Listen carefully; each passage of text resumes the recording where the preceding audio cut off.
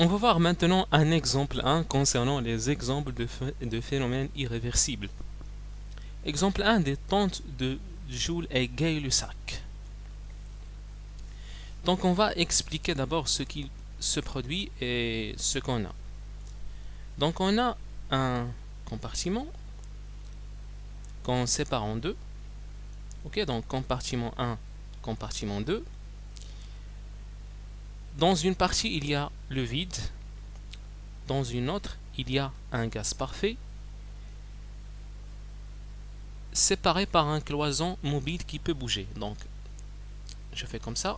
Et qu'est-ce que je fais?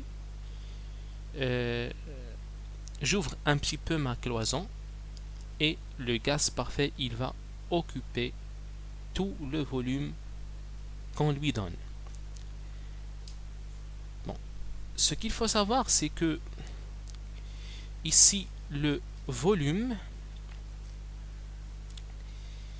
bon, pour l'instant, bon, on va juste travailler comme ça, on va pas considérer le volume et cela. Donc d'abord, on va faire le bilan énergétique, on va appliquer le premier principe. On trouve que delta U est égal. Delta U, c'est W plus Q. Ici, on a donc le gaz, il est isolé thermiquement, comme vous voyez. Et ici, cette grande boîte que j'ai ici, elle est rigide. C'est-à-dire qu'il n'y en a pas d'échange de travail. Elle est rigide, elle ne change pas de volume. W est égal à 0 car vous avez rigide et Q est égal à 0, vous avez isolé thermiquement. Bon, isolé thermiquement. Isolé thermiquement. Donc, delta U est égal à 0. Donc ça, c'est un gaz parfait. On sait que d'après la loi de Joule, du est égal à CV dt, donc delta U, c'est CV delta T, en supposant que CV ne dépend pas de la température. On trouve que ça, c'est nul, ce qui implique que delta T, il est égal à 0, ce qui implique que T final est égal à T initial du fait que delta T, c'est T final moins T initial. Donc si on vous dit de démontrer que T final est égal à T initial dans le cas de la détente de Joule et Gay-Lussac, il suffit juste d'appliquer le premier principe. Maintenant, on va faire le bilan anthropique. Donc pour ce qui concerne le bilan anthropique, delta S du système, c'est S échangé plus S créé. Sachant que S échangé, elle est nulle du fait que c'est isolé thermiquement, il n'y a pas d'échange de chaleur entre le milieu extérieur et notre système, c'est S créé. Eh bien, ce qu'il faut prédire, c'est que cette entropie créée, elle doit être supérieure à 0. Donc on va la démontrer. Alors on va imaginer un chemin qui est réversible pour le calcul de delta S. Delta Q réversible sur T. Donc ici, qu'est-ce que vous avez? Donc ici, vous avez cette température, normalement, elle est constante. Parce que vous ouvrez la cloison, et comme ça, tout brusquement, le gaz occupe tout ce volume. Donc il n'y a aucune... donc on vient de démontrer d'abord que T final est égal à T initial. Donc la température ne va pas changer. Ça se fait vite. Même dans les états intermédiaires, notre température elle ne change pas. Donc elle est constante au cours de la transformation, cette température. Donc on va dire que c'est 1 sur T, l'intégrale de I jusqu'à F de delta Q réversible. Eh bien, c'est pour cette raison que cette température, normalement, peut-être qu'il y a une... Bon, c'est pas une difficulté, mais juste il faut un petit peu réfléchir pour cette température qui est là. Parce qu'il y en a des gens qui vont nous dire, eh bien, à chaque instant, la température du système est égale à la température extérieure, est égale à T tout court.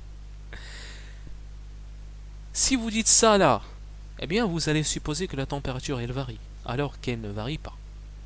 Donc, il faut utiliser votre intuition, il faut utiliser la physique.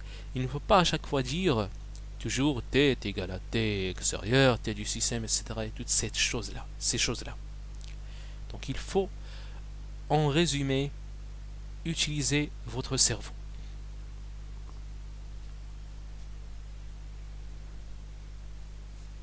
Alors, ce delta Q, j'ai du est égal à 0 du fait que dt est égal à 0. Est égal à delta Q plus delta W. Ça implique que delta Q est égal à PDV du fait que delta W est égal à moins PDV. Alors, delta S réversible est égal à 1 sur T, l'intégrale de I jusqu'à F de P dV. Alors, sachant qu'on a un gaz parfait, PV est égal nRT, donc P est égal, donc je vais vous remplacer et vous donner l'expression.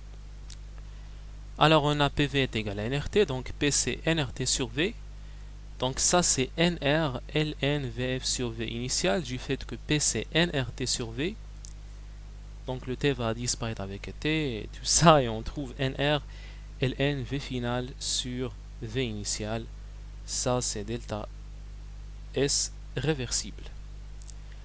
Alors, ici, normalement,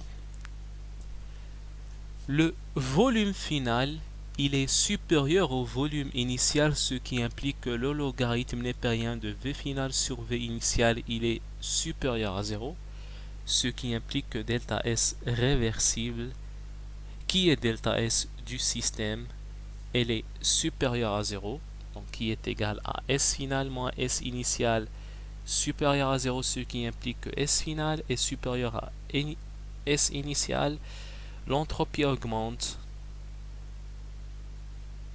le désordre augmente.